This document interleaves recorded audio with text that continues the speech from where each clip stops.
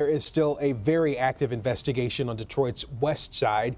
Human remains were found there earlier today, and now Detroit police are working with the FBI on this case.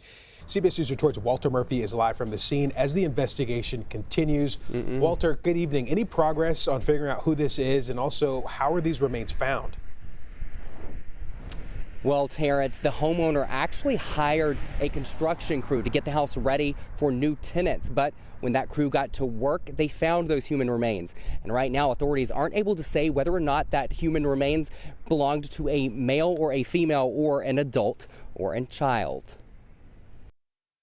Well, I hope that it's not really human and someone is playing a cruel joke. I would just hope that.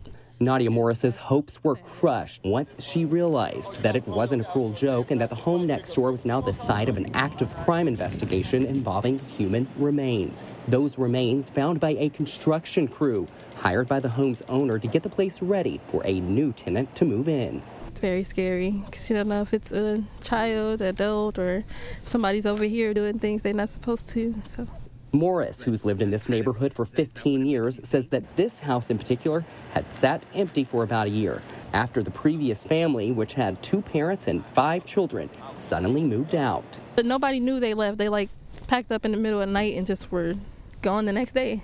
An abrupt departure that ended the chaotic scenes that Morris says that her and her neighbors would watch from their windows the entire time the previous family called this corner lot home. We could hear them arguing, they would have the door open and it would just get so loud that neighbors would get concerned and actually call the police over there. The only detail that Detroit police gave CBS News Detroit was that the remains belonged to someone who was small in stature, but they couldn't say how long they'd been there or give the gender or age of the victim.